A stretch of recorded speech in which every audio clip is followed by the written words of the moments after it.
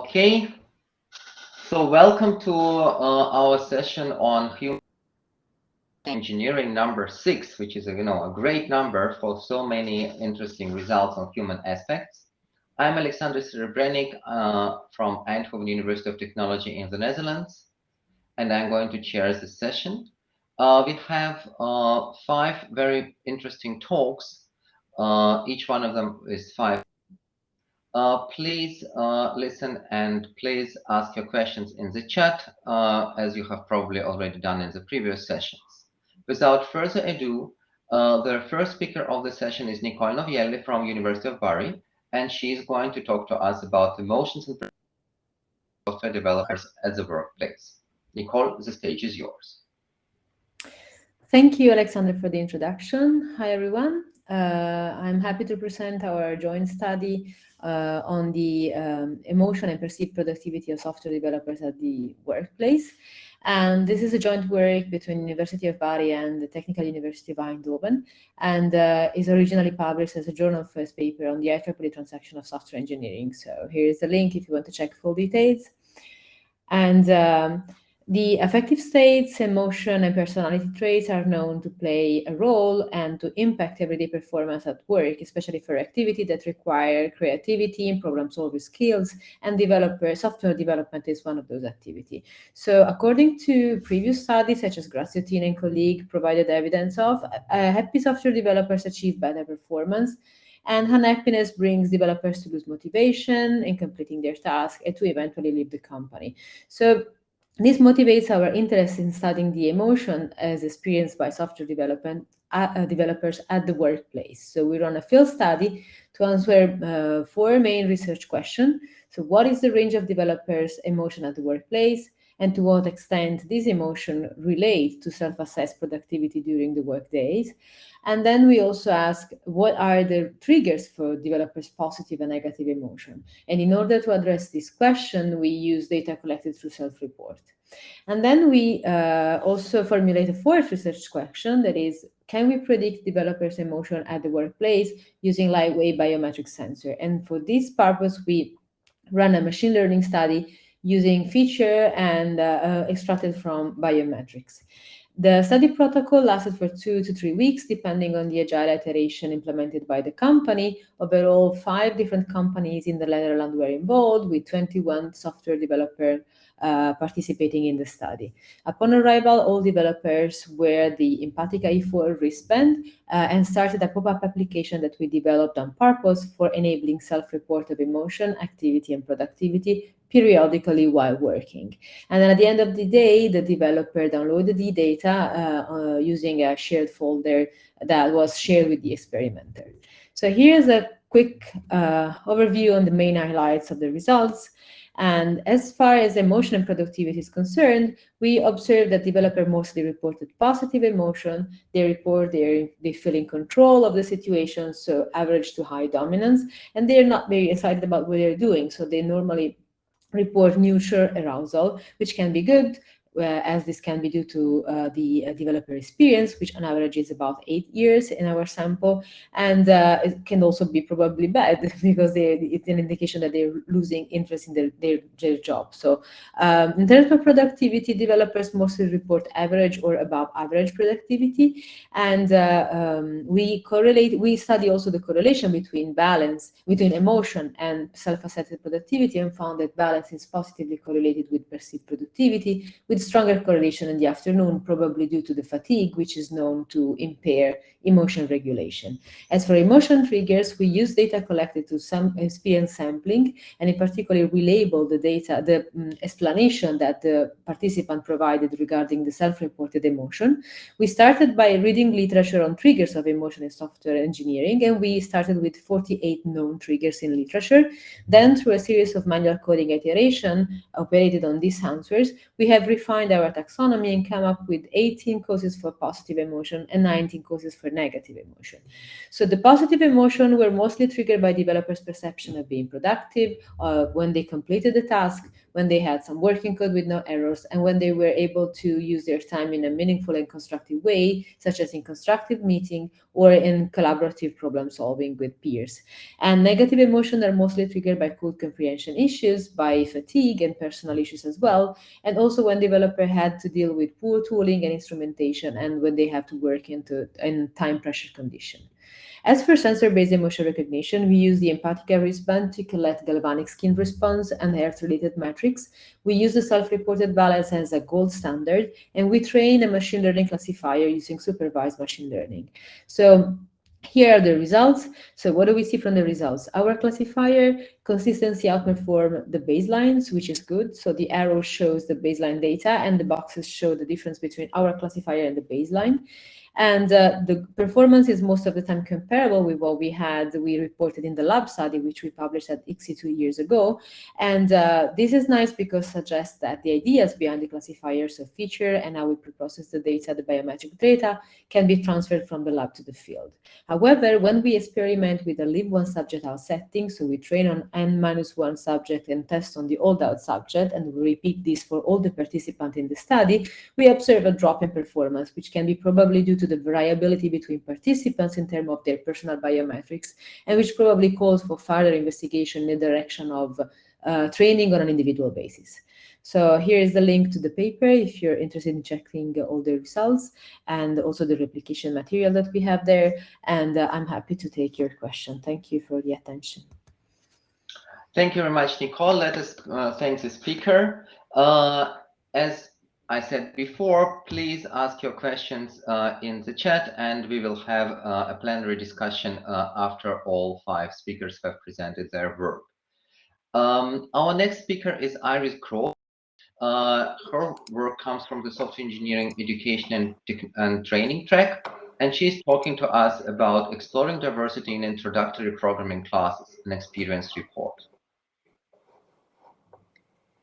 So thank you for the introduction. Welcome to my presentation of the paper Exploring Diversity in Introductory Programming Classes, an Experience Report. And this research has been conducted at the JKU Business School at the Johannes Kepler University in Linz in Austria. My name is Iris Crowe and I'm an associate professor at the Institute of Business Informatics Software Engineering. So over the past decade, we have been teaching programming principles, which is an introduction to programming for first-year business informatics bachelor students. And in our course, we have observed high dropout rates and challenges that our students are facing due to their cultural and educational background. We have also observed a gender gap concerning dropout rates and exam results. In general, in our course, we are facing a heterogeneous and diverse group of students with different interests, gender, cultural background, and educational background. To address these issues, we have introduced several new teaching concepts, and we now divide our programming exercise into 3 phases. The first phase is the repetition and questions phase, where our students can ask clarification questions. The second phase is the discovering phase, which is dedicated to self-learning, where we provide special material for self-learning. And the last part is the pair programming session, where we use pair programming for teamwork in our class. We also improved our homework assignments, and we now have smaller tasks from different domains and also different types of tasks.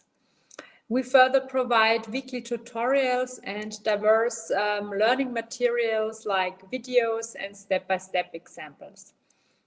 And in our paper, we report on 4 years of teaching our introductory programming class for our first semester students. We analyze data from weekly assignments and exams, feedback from students provided via questionnaires, and we also conducted interviews with teaching assistants and lecturers. In the 3 years where we employed the new teaching concepts, we could observe significant improvements. The rate of students who passed our course increased from 50% to 80% in 2019. And this number was equal for both female and male students. So we were thus able to close the gender gap in our course. And also the mean grade increased. We could observe a slight decrease in 2020, but this was the semester our course had to be held online due to COVID, which could be a potential explanation for this. Our study also revealed that the educational background in our course is quite diverse. Our students graduated from 5 different types of high schools, and there are also almost 20% second chance learners in our course. Most students have no prior programming experience, and the results were that students from technical schools perform best, and second chance learners are not disadvantaged in our course. What is also interesting is that 60% of our students work besides their studies, even though our course is a first semester course. Most students in our course claim to be interested, and this interest even increased during the semester. In general, we received a very positive feedback regarding our course from the students. Based on the results of our study, we have derived 4 lessons learned that I now want to share with you. The first one is diversity is more than gender. Analyzing the demographic data of our students revealed that apart from the gender diversity, our students have diverse educational background, work experience, prior knowledge, and also nationality. And as one can only support what is known, we recommend collecting basic demographic data at the beginning of the course. To support heterogeneous groups of students and respond to diverse needs and abilities, a portfolio of different teaching and learning material is needed. This includes different types of materials and also examples from a variety of domains. In our exercises, a majority of the time is dedicated to group work and pair programming sessions. This fosters active student participation and also allows the lecturers to get first-hand experience of how students work on their assignments and what difficulties they experience. And finally, we provide weekly tutorials for our students to ask clarification questions about their assignments and problems that they experience. We recommend installing peers that act as tutors for beginners programmers. The students rather talk to their peers about their problems and difficulties than to lecturers. In our course, we had regular meetings with these tutors to get feedback regarding the exercises, the provided material, and also the challenges our students faced. So thank you very much for your attention, and I'm happy to answer any questions that you might have. So first, let us thank our speaker. And Iris, you have one small clarification question. What's a second chance student? A second chance learner? Yes. So that's a person that is not directly going from school to the university, but was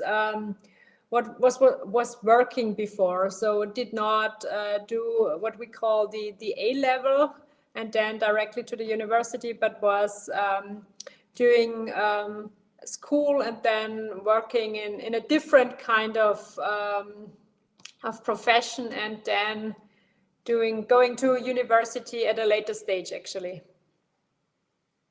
Okay, so thank you very much for your clarification, and more profound questions after the next speaker. And our next speaker is Stefano Zaccheroli, who is going to talk to us about gendered contributions in public code repositories. Thanks, Alexander. Thanks, everyone. So I'm Stefano Zaccheroli from the Polytechnic Institute of Paris. I'm going to present a joint work with Davide Rossi from the University of Bologna. So the general context of this work is the gender imbalance in contributions to public, free, and open source software projects, or more generally, source code that's available publicly. So we answered 3 research questions in this work, although I'm going to focus on only 2, research question 2 and research question 3 in this brief talk. And so the large bodies of public code contribution have already been analyzed in the past in terms of the evolution of the gender gap over time. What we did in this study is focusing on different world regions, checking whether the general trend of gender gap in public code contribution is different from macro world region in the world to one to another. And incidentally, we also find some interesting data about the impact that COVID has had on the ability of women contributors to contribute to public code. So we also answer a research question about that. As a data set, we used Software Heritage, which is the largest public archive of free and open source software available online, together with their complete development history, for a total number of 160 million projects that we have analyzed. To simplify, you can imagine these are 160 million Git repositories that are publicly available. And from it, we have extracted an history of a total of 50 years, from 1970 to 2021. More than 2 billion commits, authored by more than 43 million different authors. So as the Software Heritage Archive contains data coming from different version control systems, what we could analyze as signals for indicating the gender of authors and the region they are contributing from is essentially commit timestamps, so when a given commit has been authored, author name and author emails as they are captured by modern version control systems. So our data pipeline is pretty simple. So we extracted from Software Heritage both authors and commits. We cleaned up authors, removing authors that are just like emails used instead of authors of information like that. We extracted all commit timestamps, and then we processed authors to detect the gender using Gender Guesser, as it's been done in previous work. And then we process commits, extracting 2 main signals. One is the timestamp of the commit, and the other are author emails. And then we use 2 different criteria to detect the region, the macro world region an author is coming from. Both the domain email, like .fr or .it for country level, top level domains, or essentially the timestamp, which contains time zone information, which we have cross-checked with the list of all countries that can be in that time zone at a given time of the year. That has given us essentially two information about each commit, the gender of the author and the macro region where the author is from. Our set of macro region is fairly coarse-grained, so you can see them on these maps. So we have North America as a single macro region, Central and South America as a single macro region, Africa, China, Europe, Russia, and the other one you can see in this map and in the next chart. So it's not very fine-grained, but it remains as a fairly coarse-grained breakdown of the world. So our main findings are shown for research question 2, essentially, are shown in this slide. Essentially, what you see here are the trends for the last 20 years. You can find results for the past 50, for the entire last 50 years in the paper. And essentially, what we're showing here is the ratio of active female authors per year. And essentially, our results confirms that starting about 12 years ago, the ratio of female contributors to public code has been increasing, but it's still very low. So it essentially has peaked in 2019 at about 10% of all contributions paid in a year that can be identified as women contributor. And this is a general trend that happens in the world. And this general trend is essentially confirmed in all the world region we have analyzed, except West Asia, which is west of China, essentially. The other interesting finding we encounter is that this trend of increased women contribution to public code has essentially stopped in 2020. So essentially, it has kept increasing until 2019 included. But in 2020, the ratio of women contributing to publicly available commits has decreased significantly, essentially all over the world. This is correlated with the COVID pandemic, of course. So we speculate that the pandemic has impacted the ability of women to contribute to public code more than the ability of men. So our main takeaway is that the gender gap is shrinking, although it's still very high. That it is shrinking more or less the same all over the world, with exception in West Asia, and that actually the COVID has actually stopped this decrease, and hopefully that will be reverted again in the future post-pandemic. So thank you for your attention. I'll be happy to take your questions during the panel session.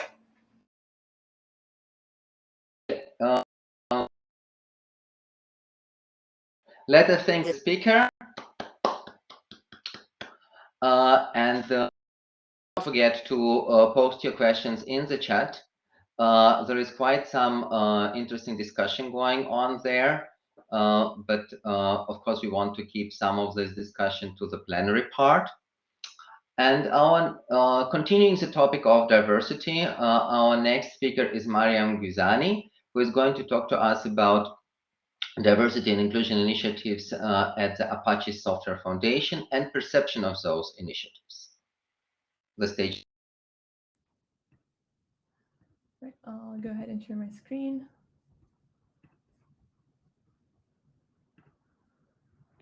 Perfect. Thank you, Alexander, for the introduction. So I'll be presenting our paper, Perception of the State of DNI and DNI Initiative in the ASF. So in this paper, we answer two research questions. So first, we answer how do contributors with different backgrounds perceive the state of DNI and their OSS community? And for this, we segmented our analysis using six different backgrounds. So gender, education, English proficiency, seniority at ASF, etc. And the second RQ is about how do contributors perceive the DNI initiatives in their communities. So I'll start off with our methodology. So our data collection was using surveys where we got 600 plus ASF contributors to answer, and we did 11 follow-up interviews to get a deeper understanding.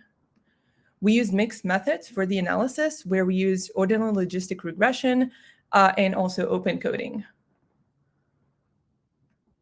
Now, diving into the summary of the results. So for the extent of DNI issues, contributors perceived it as a mixed bag, where some attested to its presence, while others felt that the DNI issues are non-existent and politicized. So we have people that feel that the ASF has a diverse community, that the DNI issues are not necessarily really there, and that it's politicized. Some prefer to stay out of the discussion, out of the heated discussions in the mailing list. And some felt that the DNI issues are there, whether it affected them or if it affected somebody they knew, that it's causing a bad climate, etc. Now, onto the perception of the state of DNI. So here we noticed from the 6 attributes that we looked at, that education and the region, whether these were from the US or outside of the US, did not produce a significant result. But here we're going to summarize the findings that where the differences between the background attributes were statistically significant. So when it comes to role stereotyping, while women have been associated with the role stereotype of being a parental figure and a caregiver, these gender stereotypes were not a factor for respondents who identified as gender minority in our study. However, they were a factor for senior contributors at the ASF. And senior contributors in this study were people that were at the ASF for 3+ years. So these senior contributors were more likely to report feeling stereotyped in the role of parental figure or caregiver. When it comes to the feeling of being patronized, this was a factor for gender minority and also for people that are not confident in English. So this raises the question of that would be a great discussion, is the intersectionality of both. What if somebody is both in the gender minority and not confident in their English speaking abilities? Is their feeling even more exacerbated of being patronized? Now, moving on to the barriers to contribute, we found that gender was a factor in the perception of barriers that keep those in the minority gender from contributing. We also found that both gender and, again, the lack of English proficiency were factors of the perception of barriers in building a solid network of peers, and that the lack of English proficiency was a factor associated with barriers following technical discussion whenever there was jargon in the discussions. So when we looked at being represented, we found that the lack of English proficiency was associated with a feeling of lack of representation in decision-making. And we also found that compensation, and these are people that were actually being paid, was associated with a feeling of a non-diverse PMC. which was interesting to think about. Now, moving on to the perception of the D&I initiatives. So we took an initiative that is widely used, which is the Code of Conduct. And we tried to see, okay, are people aware of it, and what's the perception comparing with the background attributes? So in being aware of the COC, there were no significant differences between segments across the different demographics attributes. And this could be understood because the COC is widely used, a lot of projects use it, so people are aware of it. However, when we looked at the feeling of being empowered by the Code of Conduct, not being compensated, so people are more volunteer contributors, that was significantly associated with being empowered by the Code of Conduct. Now, moving on to more generally, the perception of the D&I initiatives. Again, it was a mixed bag where some thought that the community is making efforts in improving D&I, and some provided some critiques and also ways to improve.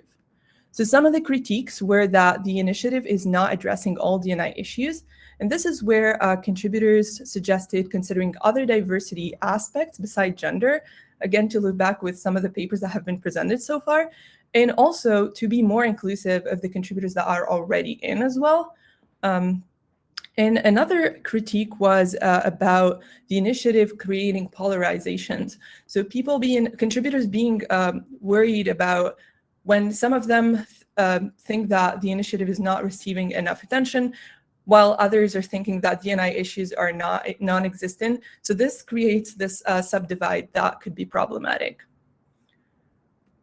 Thank you very much. Looking forward to the discussion and the questions. And one topic we could talk about is intersectionality again between the different background attributes. Thank you. Thank you very much. Let's thank the speaker. And the topic of intersectionality seems to come over and over. Iris was talking about diversity being not only gender. Stefano has obviously combined gender and geographic location. It seems that we are kind of converging on this one. And let us give the floor to our last speaker, Anastasia, who is going to talk to us about, let me double check, and yeah, about productivity. So it kind of connects to Nicole's talk. All right. Hi, everyone. Thanks so much for joining today. And Alexander, thanks so much for hosting. I'm Anastasia from the University of Zurich, and today I'm excited to present an exploratory study of productivity perceptions in software teams, which is a collaboration with the University of British Columbia. So with software teams playing an increasingly central role in today's economy, it becomes integral to understanding productivity in software development. And while the topic has been explored in the past, most research focuses on the individual developer and what makes them productive.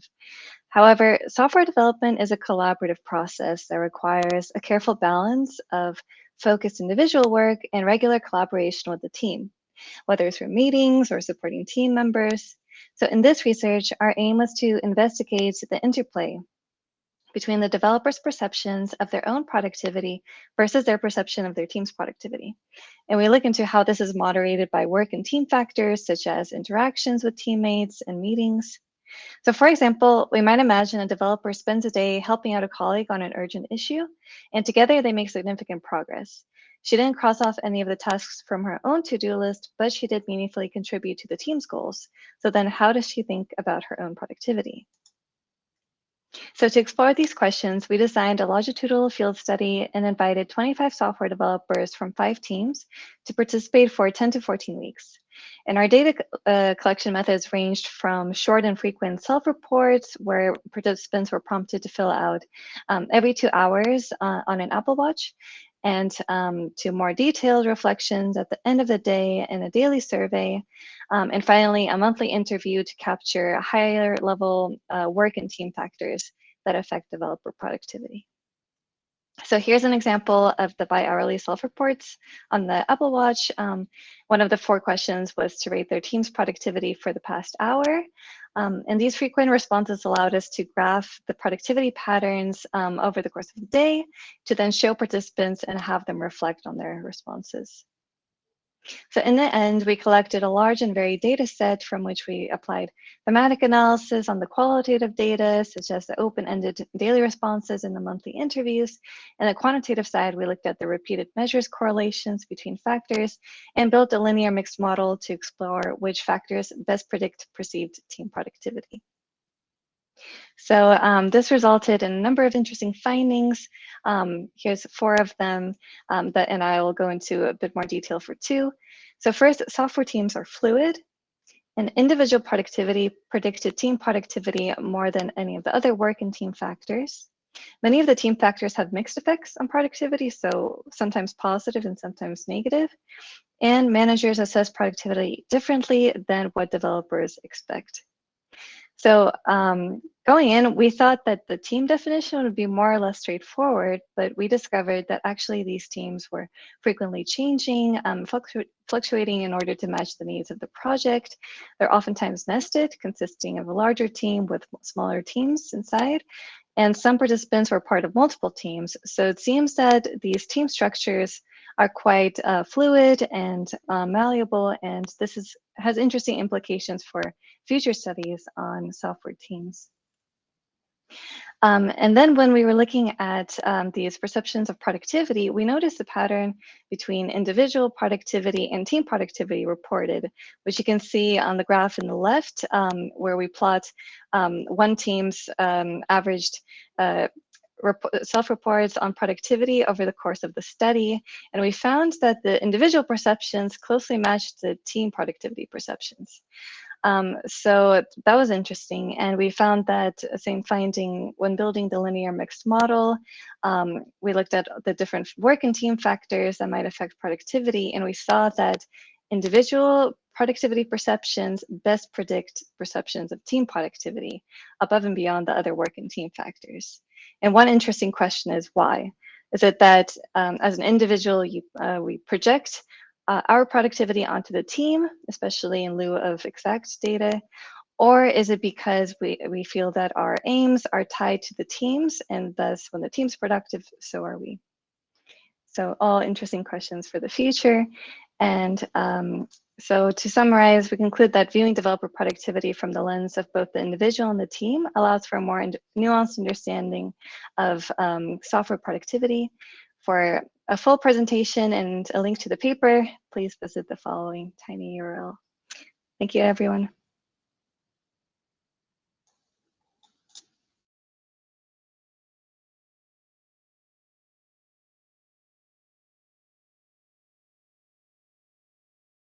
Oh, Alexander, I think you're still muted.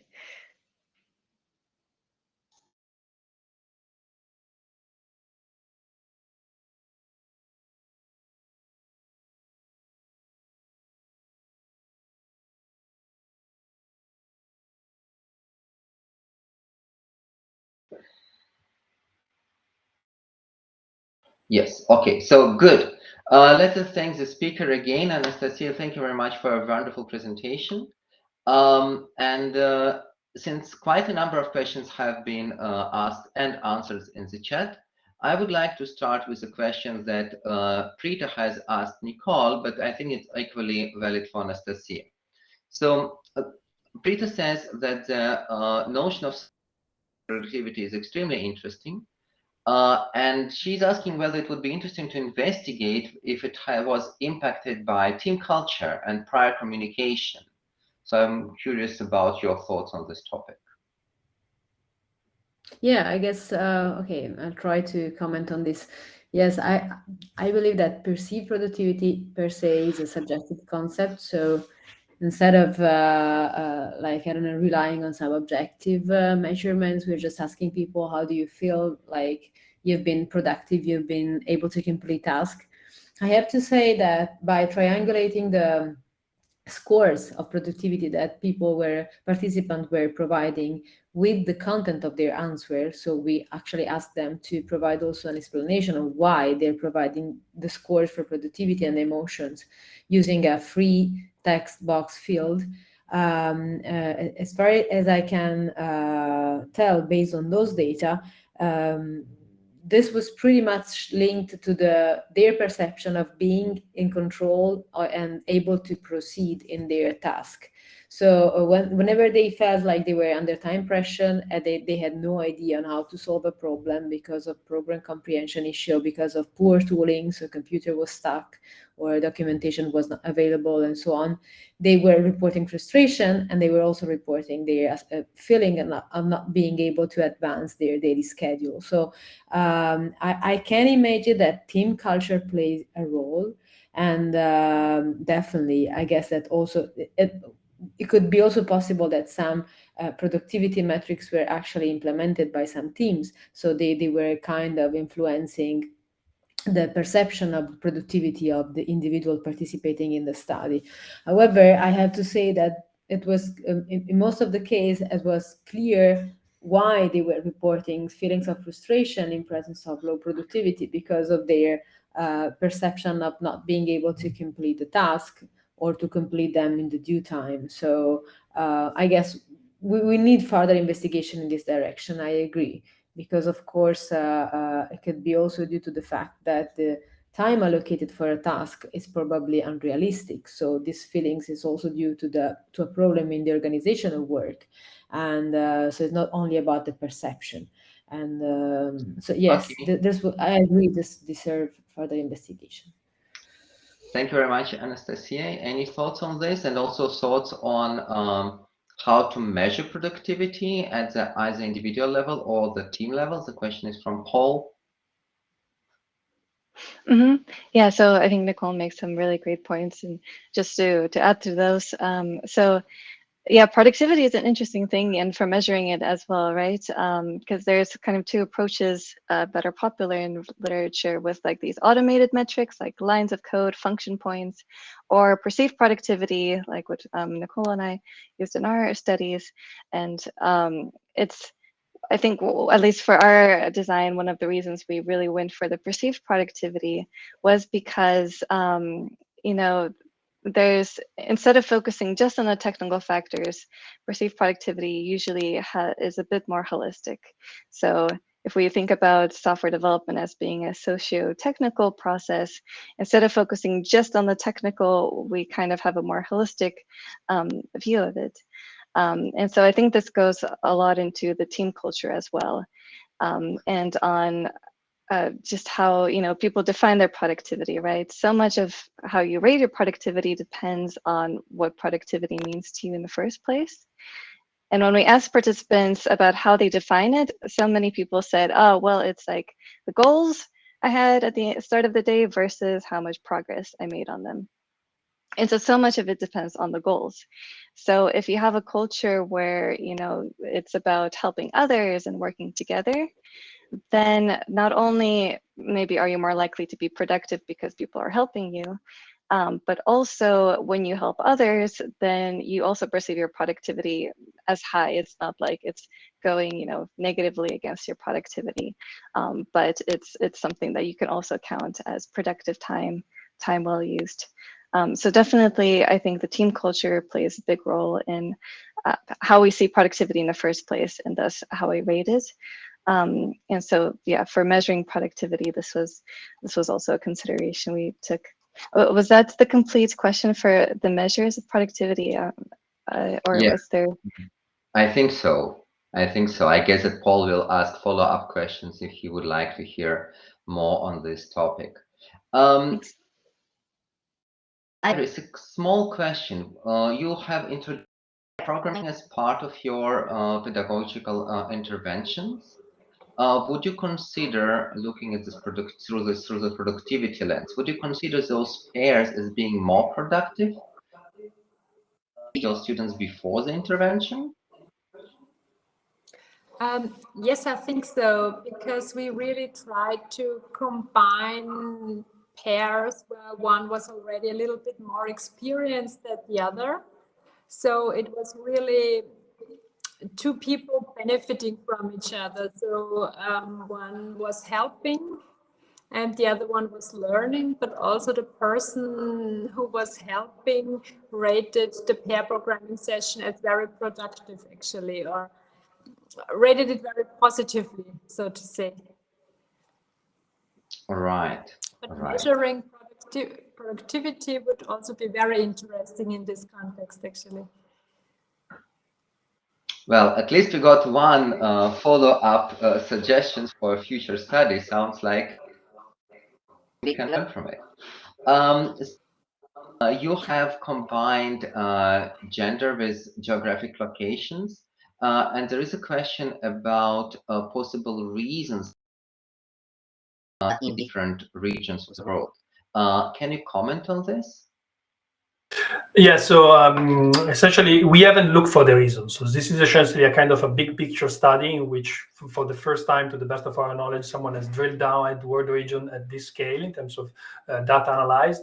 And so it is essentially the first step. So we observed that in most regions, the trends are about the same, except in some cases like West Asia. So now one of the natural follow-up questions is indeed why. And that would be super interesting to pursue as a follow-up study. Of course, in comparing why it worked in some region and not in others, controlling for difference in cultural reasons, political interest in fixing the problem, et cetera, would be very, very hard. But one step at a time. So we have observed something. It would be very interesting to pick up why it worked, even in just one region and what in another, and try to see why that's the case, to recommend what to do to other regions where things are going better or worse. Also questions by Kelly and Anita related to paid versus non-paid contributors. I seem to recall there were all kinds of heuristics which looked at how many commits happen outside of the regular working hours. And based on this kind of heuristics, there were an attempt to distinguish paid versus non-paid contributions. Would this be a feasible venue to continue your research?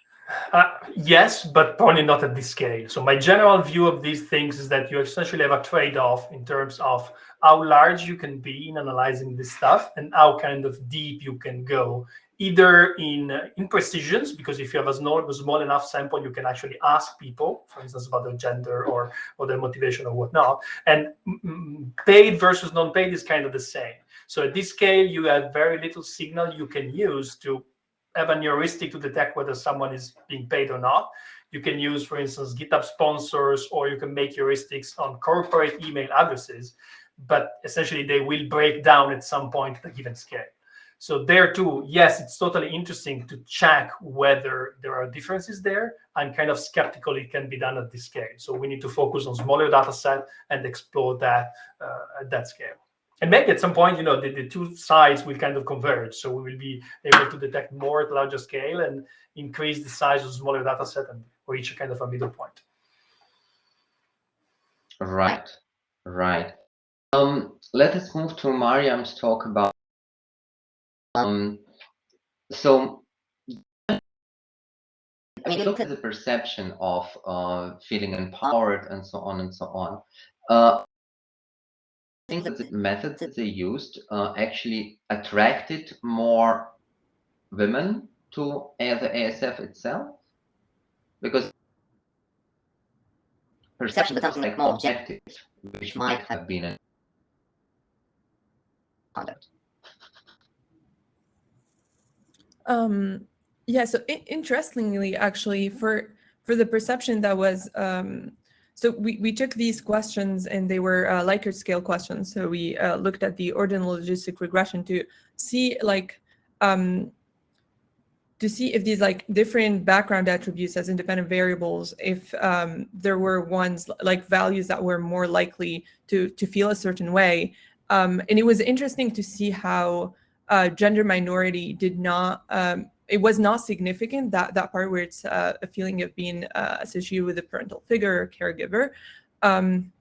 But it was present in other aspects, like feeling patronized was still there for gender, or feeling that there were barriers to contributing. So from the D&I initiatives that they took, they have a D&I group where they're trying to make things better. They also have the code of conduct, which is more of the an initiative that is really widely used. So I don't know if they're tailoring exactly towards gender, but that seems to be the bigger theme and vision. And that also kind of ties back to that feedback where certain contributors felt that there was too much emphasis on gender and there are like other things to consider as well. So they wanted to, that was one of the repetitively mentioned. But also another one which was interesting is some people were like also like look at the contributors that were already there, because a lot of these initiatives also are about attracting more women or attracting more people from different groups, which is great. But some also felt like the initiative should also look inside as well and look at bettering the like making it better for people that were already in, which is also interesting to kind of look outwards and also inwards. The stream was unable to which is on my side.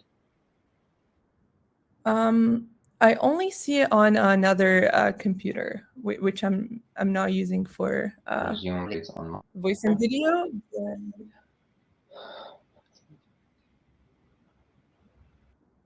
Are you able to hear me okay? Maybe? We can hear you fine, for what it's worth. Okay.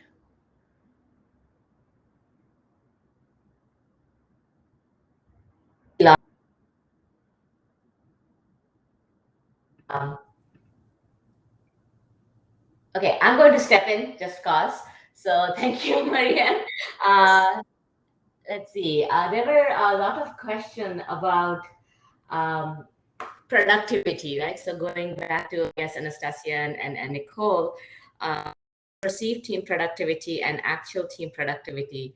Is there any work that has compared either, or like how would you like compare one with the other, and especially if it is going also with performance evaluations?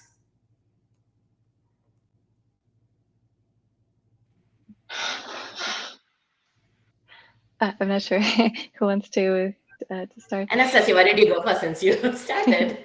Yeah, so there has been, this has been kind of a long-standing discussion between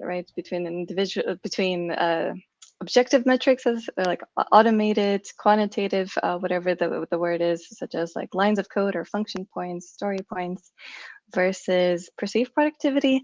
And there has been some work. I don't exactly remember the authors, so I feel really bad, but I think it's called Mind the Gap, for example, was a recent work that tried to bridge the two. So create a model that would kind of have both, the automated and the perceived metrics, and then build a model between the two. But overall, sort of my feeling from what I've read so far is that perceived productivity seems to be kind of the best metric we have at this point, as it tends to capture more. And especially if you have multiple teams involved, it definitely makes it easier to compare than for one team. Productivity might look a lot different from automated metrics. And maybe Nicole has something to add as well.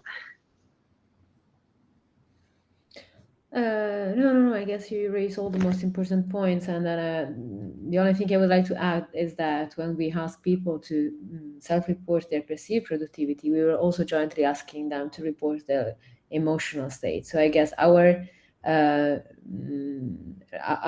information regarding perceived productivity is probably closer to the feeling of being in flow and being in control of the situation.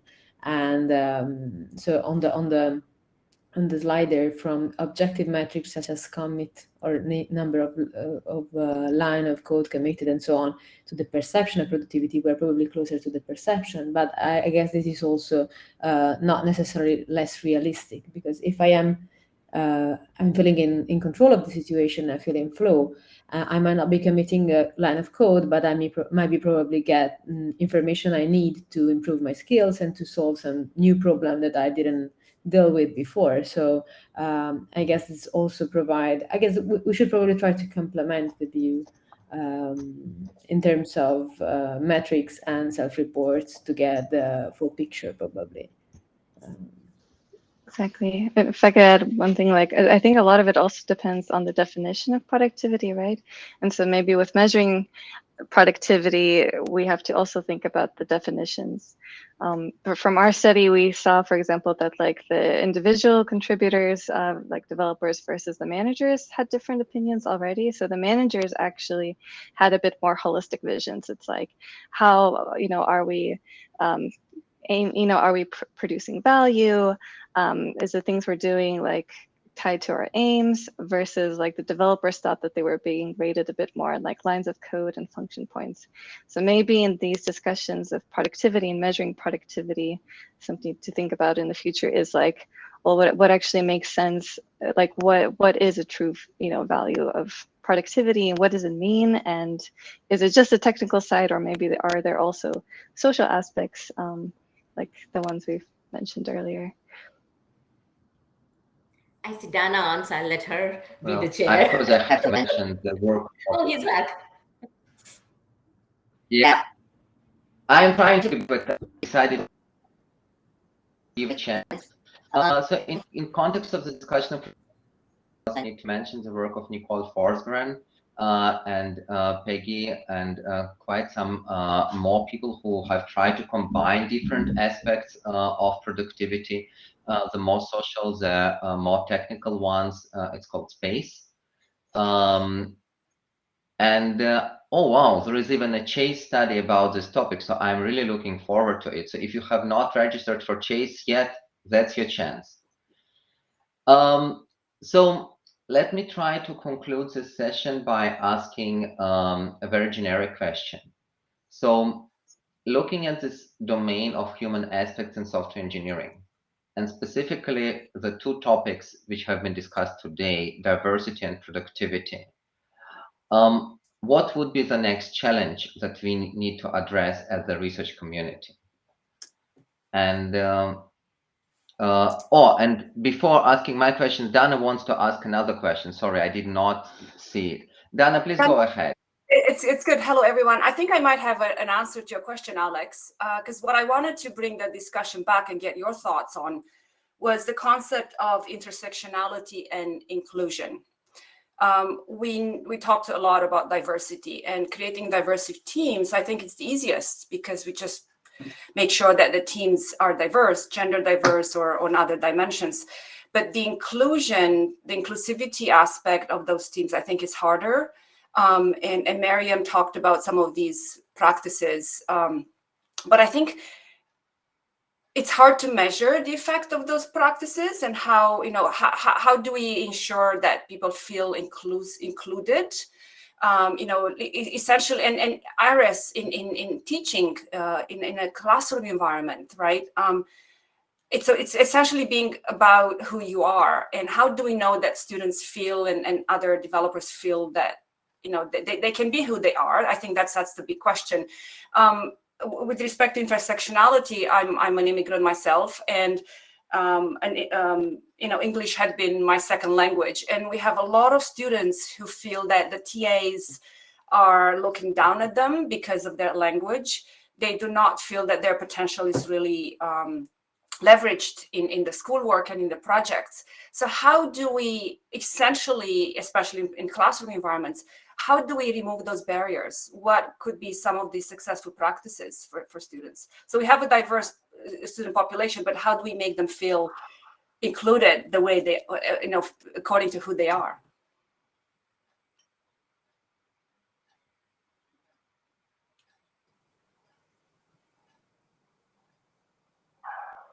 So Iris, maybe you can answer this question as the representative or one of the representatives of the education and training track.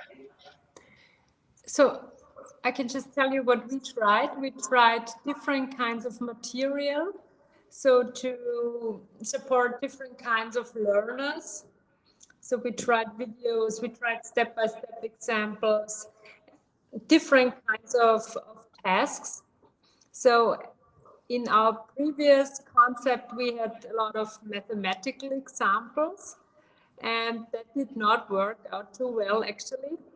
And we tried to cover different domains and have smaller examples and also diverse assignment tasks. And we also try to have a diverse group of teaching assistants and a diverse group of lecturers, if possible. So different gender, younger lecturers, more experienced ones. So we also try to be as diverse as possible ourselves, actually. Yeah, it sounds like you may be leveraging mentorship, a diverse mentorship base, right? Yes. So students feel empowered because they see others having succeeded, right? And they see them as role models. What about being a Miriam? role model? Yeah. Well, from my side, I can comment on it just saying that there are lots and lots of existing practices which are exclusionary. For instance, there are people who are creating groups by women versus men. There are people, and you can do the very same thing by asking people to look at their date of birth from January till June, December group, not trying to binarize gender. And there are many of those things. It's just a minor thing. Make your class more inclusive by at least not being exclusive. Could I jump in, please? So there are a lot of little things, like as Preeta is saying, role models, not saying guys, but folks, so just naming how we talk, and correct yourself. You make the same mistake. I have been trying to say folks or people, but tend to sometimes say guys, you guys, right? So just wordings make a difference. And as Preeta is saying, like giving examples, and just whenever you have this little doohickeys in your PowerPoint slides, show diversity, not just men software engineers, but colors and maybe wheelchairs. So one of the things we don't do is disability, I think. And another research work from Margaret Burnett at Oregon State University has shown that just talking about inclusivity and the need for inclusivity at the beginning of the class, and having people just talk about what their, in this case, was gender math, their cognitive styles, made the entire class feel a lot more, feeling belonging. So just having one or two classes at the beginning and talking about diversity and having people look at each other and see how they are different, but together can actually help. So there is an ICER paper, it's the Education Research Conference, which shows that dropout rate, or for women to continue in the 4-year program, increased significantly when just talking about each other's cognitive styles and feeling that the instructor was trying to be inclusive of all of them. That's an easy fix that we could do. And to follow up on that, at least from the open source perspective. Okay, so looking at the time, I would like to thank again all presenters, all participants, and I would like to apologize for my technical, and see you at the next session. Bye. Thank you everyone.